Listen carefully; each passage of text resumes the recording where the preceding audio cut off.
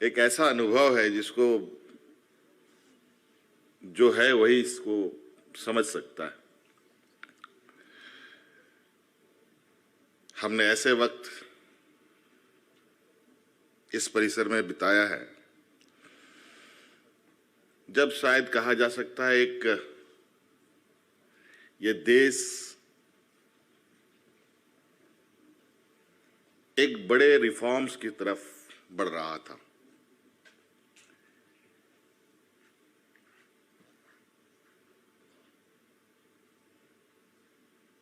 और ये हम लोगों के लिए सौभाग्य की बात है और इस प्रदेश के लिए गौरव की बात है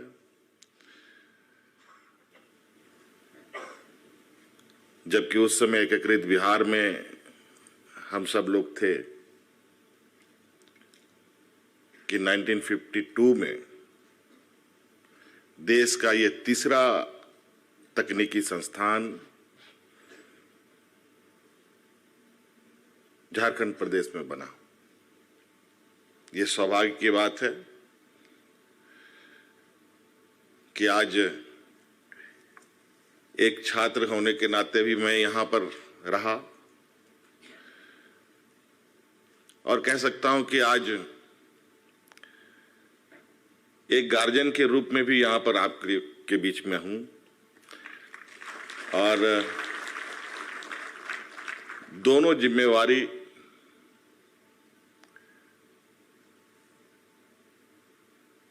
हम लोगों ने हम लोगों के हिस्से में निभाने का मौका मिला है। कुछ चीज़ों को वाइस चांसलर साहब ने फ्लैग किया, दिखाया, जो स्लाइड में कई सारे एलुमनाई कहाँ कंपनियों से लेकर पद्मश्री तक से सुशोभित हो रहे हैं। सब लोगों को तो बीआईटी ने एक बड़ी ऊंचाइयों तक जाने के लिए एक लंबी ताकत देकर के यहां से विदा किया और निरंतर वो सभी आगे बढ़ रहे हैं और ना जाने मेरा नाता इससे छूट ही नहीं रहा है। जब से छूटा हूं तब से मैं कुछ न कुछ वजह से इधर इस परिसर में मुझे आने का मौका मिल जाता है। चलिए, ये भी सौभाग्य की बात है हमारे लिए। इस बीआईटी की समस्या का समाधान हो, हम चाहेंगे और मैं ये कहना चाहूँगा इस मंच से कि आपकी जो भी इस बीआईटी मिश्रा से संबंधित समस्याएं हैं, चाहे यहाँ का हो, देवघर का हो या लालपुर का हो, इससे जुड़ी जो सरकार के साथ आपके जो विषय हैं, इस विषय के लिए आपके लिए हम सिंगल विंडो की घोषणा करते हैं और किसी के पास जाने की जरूरत नहीं है।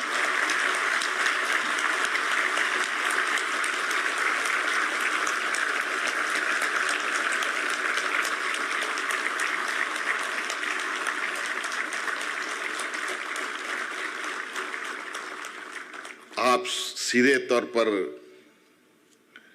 हमारे पास आए,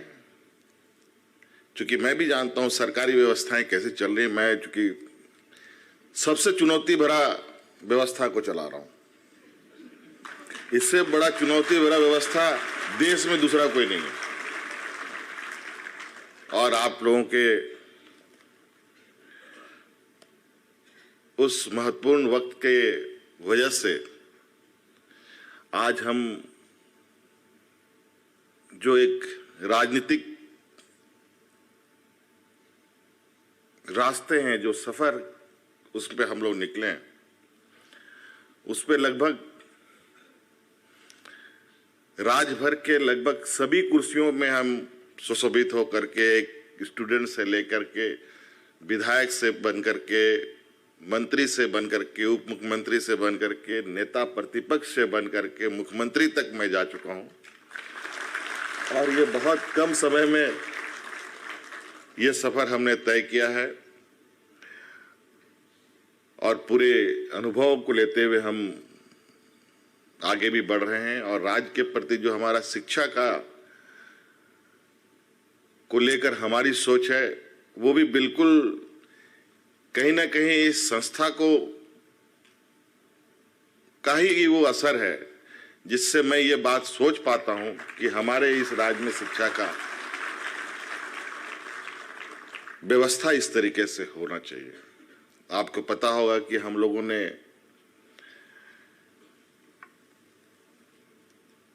अभी हाल में ही 80 मॉडल स्कूल स्थापित किए हैं।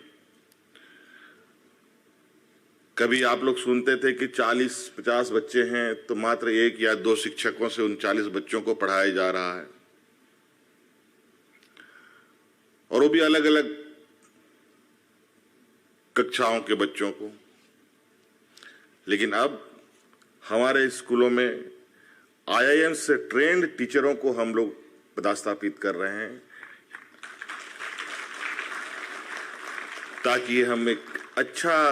बेहतर क्वालिटी का शिक्षा हम दे सके। चांसलर साहब अपने कैंपस को बाउंड्री करने की बात कर रहे हैं। जब हम लोग इस परिसर में आए थे तो कभी इस बात की उम्मीद भी नहीं थी कि हमें इस चीज की जरूरत पड़ेगी।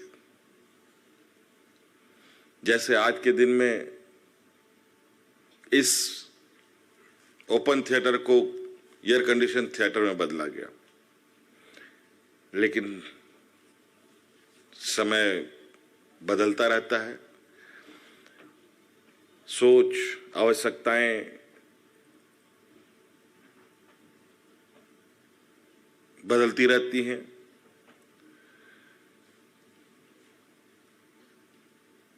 अब कई सारी चीजें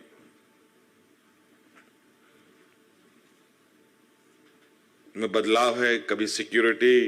इश्यूज हो जाते हैं, और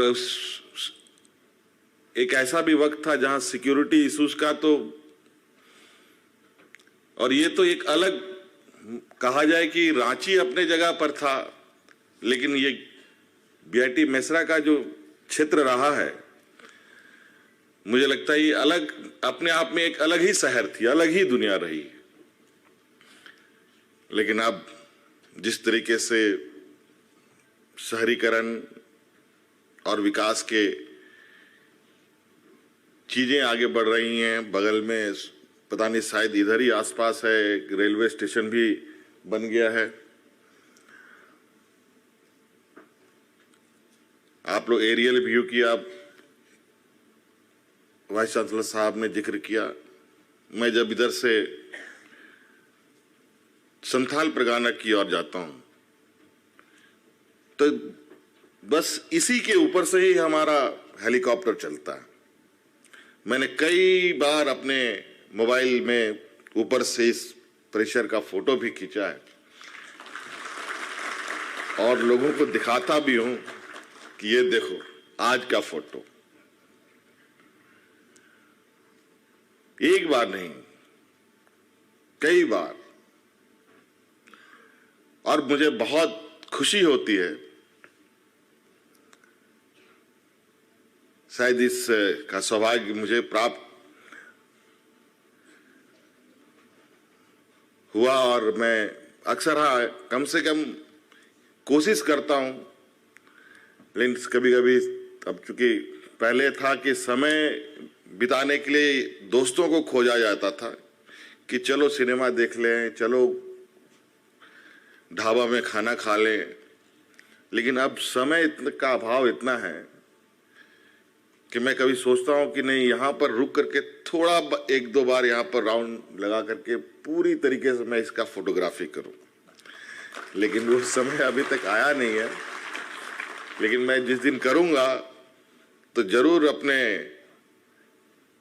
वाइस चांसलर साहब को इस चीज को दिखाऊंगा।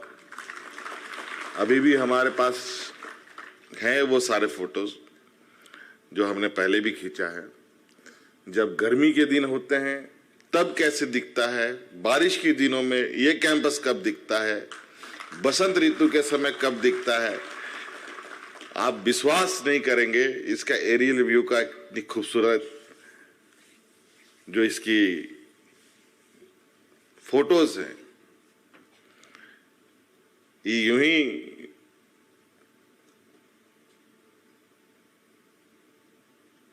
देश आजाद होने के बाद लोगों ने इतना बड़ा परिकल्पना उस समय किया, आज इतने बड़े परिसर को बनाने के लिए मुझे नहीं लगता है कि कोई सोच भी पाता होगा कि जो 1952 का स्थिति था, हम उस स्थिति को बिल्कुल कॉम्प्रोमाइज ना करते हुए और उसी वातावरण को यहां बनाए रखने के लिए हर वो प्रयास किया जाए ताकि बीआईटी मिश्रा जो इस राज्य का एक आइकॉन है, वो आइकॉन हमेशा के लिए बना रहे।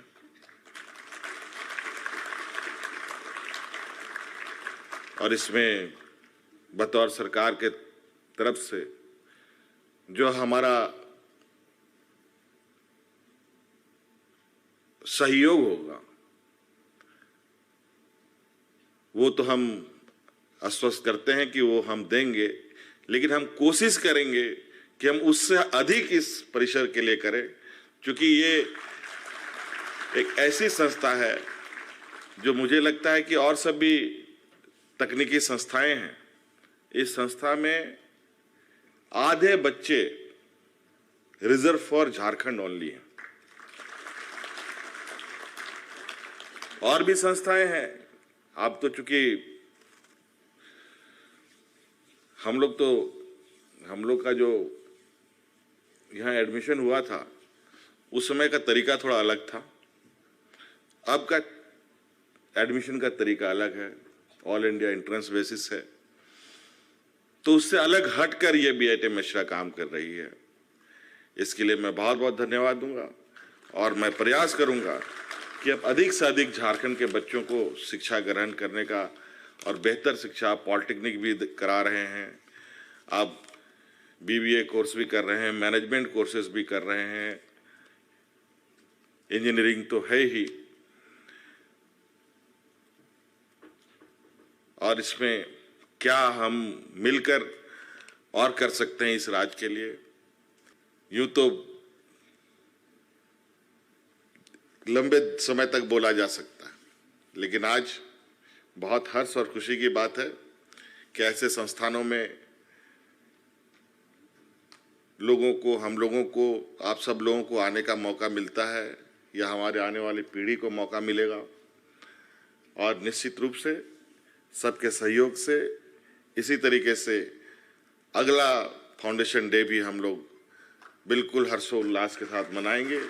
नए आयाम को जोड़ते हुए मिलेंगे। बहुत बहुत शुभकामनाएं। जोहार, जय हिंद।